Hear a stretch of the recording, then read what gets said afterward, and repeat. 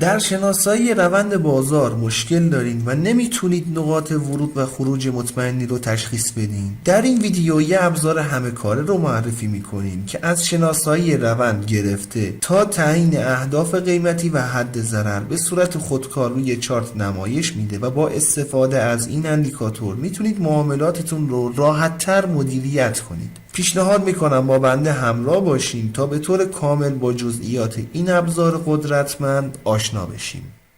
دوستان عزیز سلام، من علیرضا هستم و به کانال خودتون، کانال گلدن تریدینگ سیستم خیلی خوش اومدین. خیلی خوشحالم که با یه ویدیوی دیگه میتونم در خدمتتون باشم. اندیکاتوری که در تصویر مشاهده میکنید یه ابزار تحلیلی قوی هست که برای ساده سازی مدیریت معاملات در تحلیل تکنیکال به ویژه برای معاملات در جهت روند طراحی شده. این اندیکاتور با استفاده از باندها به عنوان روش اصلی برای شناسایی روند، تغییرات جهت روند رو به صورت دینامیک تشخیص داده و با نمایش بصری نقاط ورود، حد ضرر و تارگت های قیمتی به کاربران کمک میکنه تا با شناسایی تغییرات روند، نقاط خروج و ریسکشون رو مدیریت کنند. اصلی ترین جزء اندیکاتور این خطوط هستن که بهش آداپتیو سیمپل مووینگ اوریج باندز گفته میشه. از این باندها اندیکاتور برای شناسایی روند استفاده میکنه. زمانی که قیمت بالای این باندها قرار داشته باشه، روند و مومنتوم صعودی رو خواهیم داشت. هنگامی که قیمت پایین این باند قرار داشته باشه، روند و مومنتوم نزولی رو داریم. اندیکاتور این شناسایی روند رو با تغییر رنگ کندل ها هم اعلام میکنه که البته به صورت عادی نمایش داده نمیشه. اگه موس رو بر روی این باند ها ببریم، همونطور که مشاهده میکنید الان رنگ کندل ها تغییر کرد که رنگ آبی نشون دهنده روند و مومنتوم صعودی هست، رنگ نارنجی هم نشون دهنده روند و مومنتوم نزولی.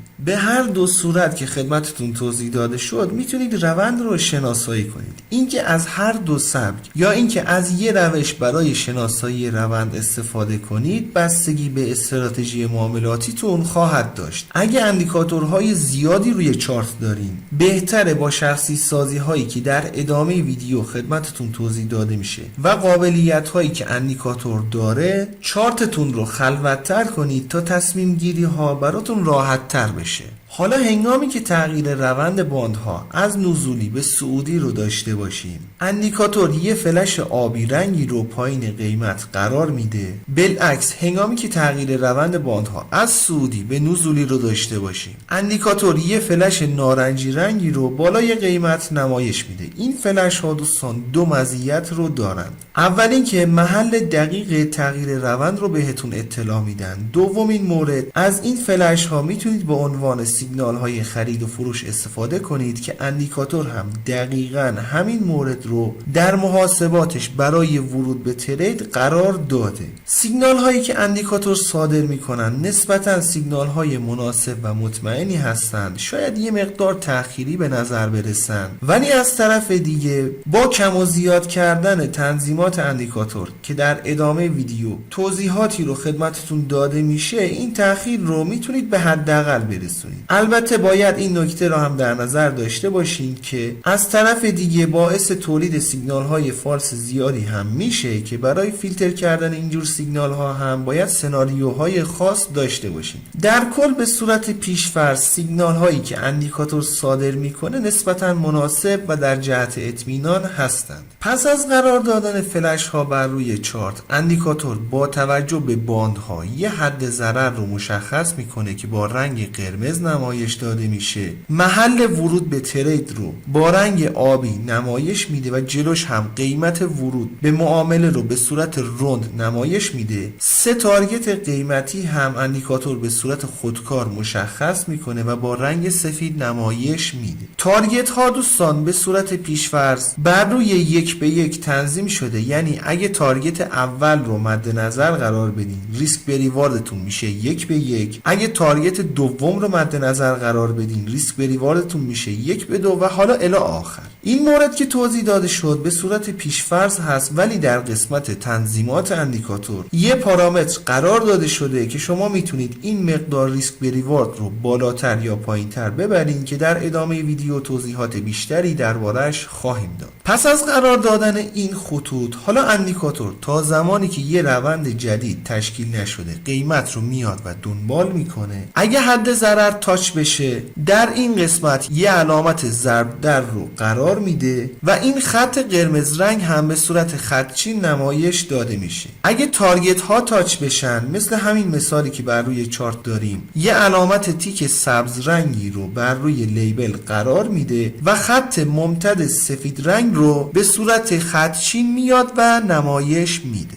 خیلی خوب، برای انداختن اندیکاتور روی چارت باید وارد سربرگ ایندیکیتورز بشیم. در تب سرچ بار عبارت تارگت ترند رو وارد کنیم. این اندیکاتور هست که توسط بیگ بلوگا طراحی شده.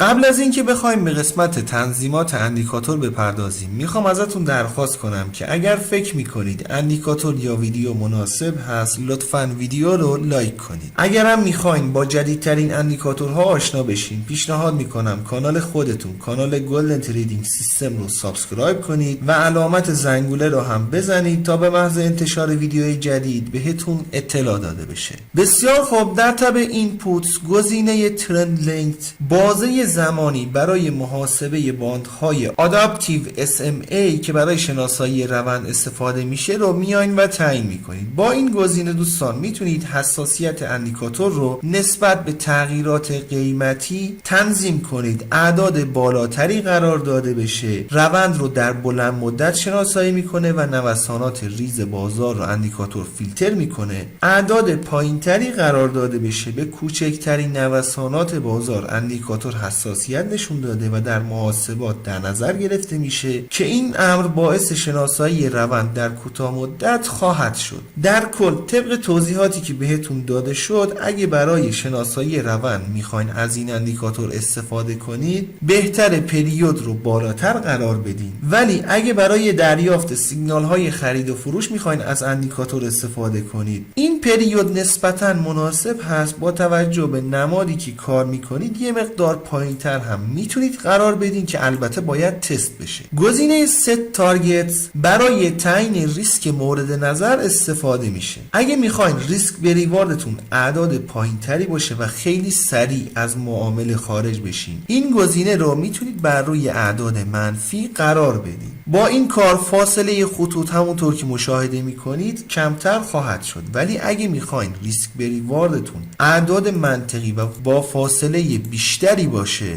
اعداد رو بالاتر قرار بدین، فاصله خطوط از هم بیشتر میشه و تارگت های بالاتری رو خواهید داشت. و اما در تب استایل، گزینه تایتل مربوط به شناسایی روند با تغییر رنگ کندل ها هست. اگه این قابلیت رو خواستین غیر فعال کنید، میتونید که این گزینه رو بردارید. دو گزینه بعدی مربوط به نمایش آداپتیو SMA باندها هست که میتونید تنظیم کنید که بهتون نمایش داده بشه یا نه. گزینه های بعدی هم فکر میکنم واضح هست و اما این سه گزینه آخری مربوط به نمایش خطوط تارگت، محل ورود و استاپ هست. اگه از این موارد استفاده نمی کنید و به صورت دستی محل تارگت و استاپ رو قرار میدین، با غیر فعال کردن تیک این سه گزینه دیگه محل ورود، تارگت ها و محل استاپ بر روی چارت پاک میشه. انشالله که براتون مفید باشه. رو قله میبینمت دوست من.